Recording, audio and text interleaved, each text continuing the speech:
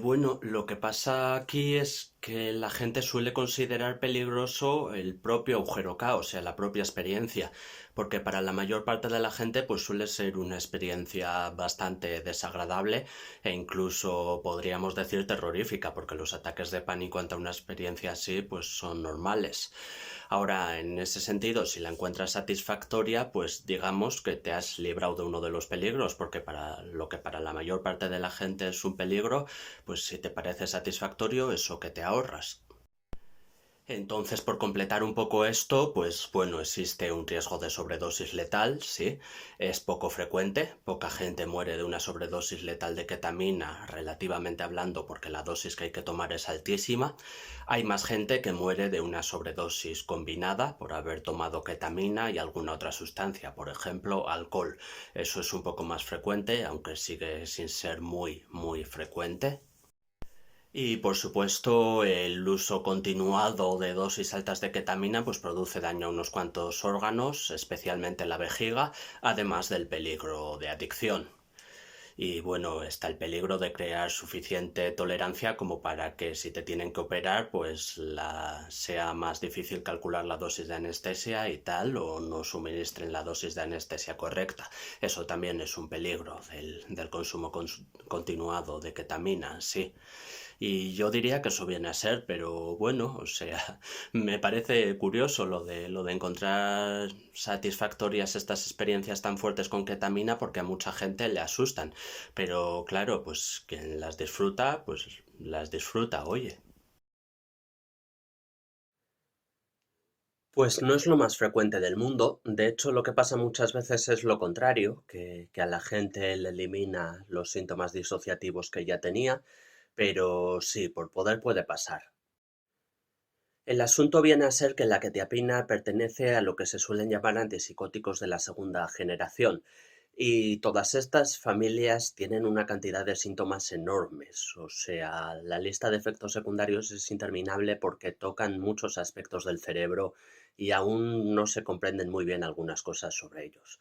Esto es todavía más exagerado en los antipsicóticos de primera generación, pero en los de segunda también.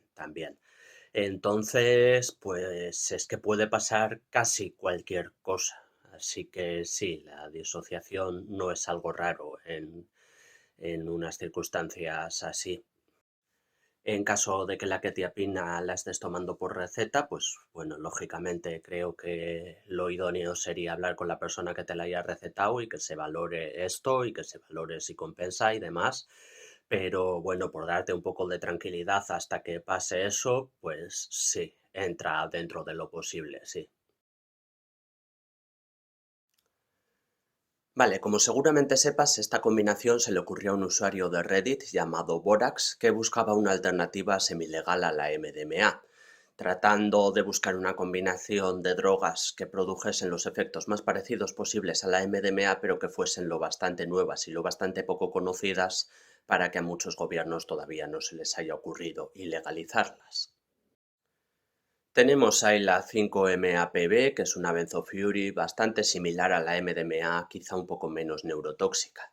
Tenemos la 5-MeO-MIPT, ahí falta una P, pero no te culpo en absoluto, que es una triptamina, y tenemos la 2-FMA, que es una anfetamina.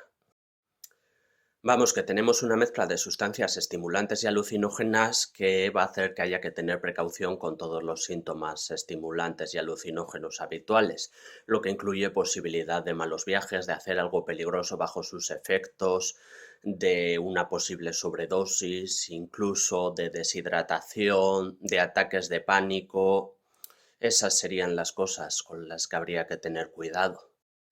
Hasta donde yo sé, la gente dice que al principio su consumo sí se parece un poco al de la MDMA, pero que después predominan un poco los efectos de la 5-MeO MIPT y que por tanto se vuelve un poco más alucinógeno. Sería la combinación de esta mezcla, pues parece que sería un poco más alucinógena que la MDMA.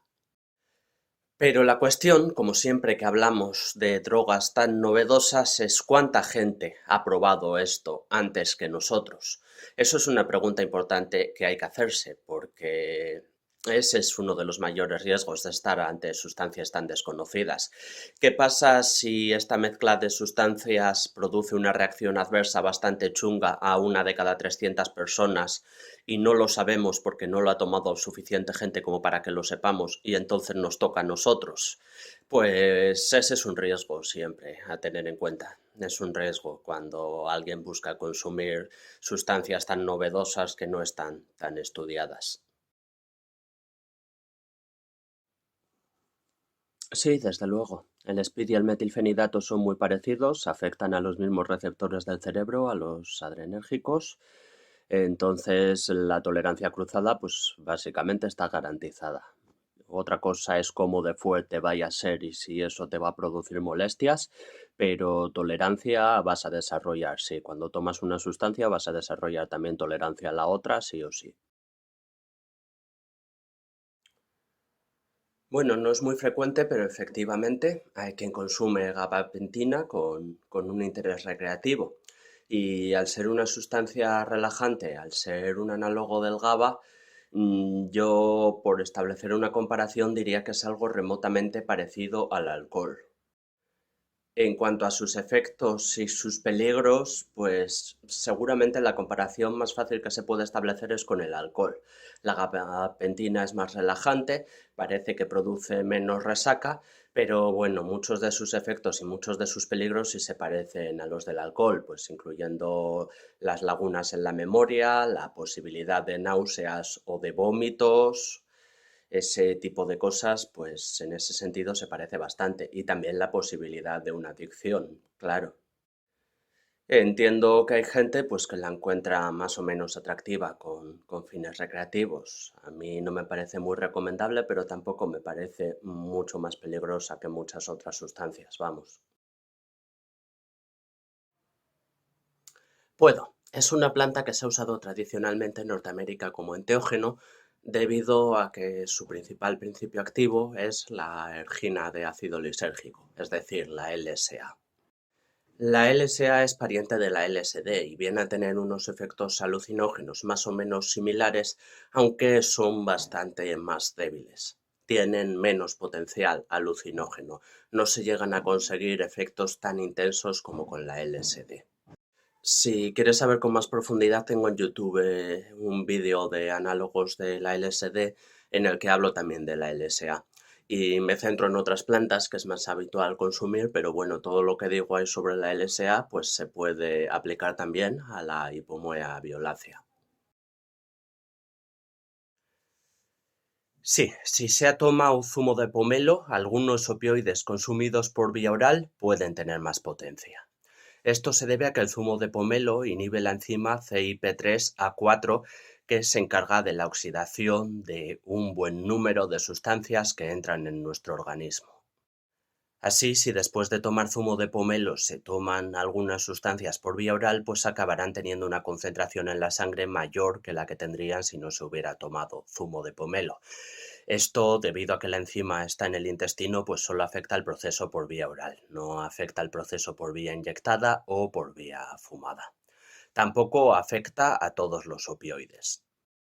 Hay opioides como la buprenorfina, el fentanilo o la metadona que efectivamente pues verán aumentado su potencia si antes se ha tomado zumo de pomelo, pero otros como la morfina no, porque esta enzima no interfiere en la forma en que se metaboliza la morfina. Claro, una vez explicado esto, yo creo que alguien podría estar pensando, jo, pues es un truco de la hostia, ¿no? Tomo zumo de pomelo y luego tomo otra cosa de estas y así me pega más. Yo creo que no es muy buena idea, me parece que no es recomendable hacer esto porque es difícil de calcular cuánto va a aumentar la potencia de estas sustancias el zumo de pomelo ingerido previamente. Entonces, claro, si no puedes calcular muy bien cuánto va a aumentar la potencia, pues no puedes calcular muy bien la dosis. En ese sentido, el tomar zumo de pomelo es algo que dificulta calcular la dosis que quieres tomar y la dosis que estás buscando. Y todo lo que dificulte calcular la dosis, pues a mí me parece peligroso. Entonces, realmente yo no aconsejaría en absoluto usar el zumo de pomelo como una especie de truco para que una sustancia pegue más, porque lo que haces es complicarte, dificultarte la manera de calcular la dosis que buscas. Yo creo que aquí solo te enfrentas a una cuestión de qué es más fuerte. El tramadol es más fuerte que la marihuana.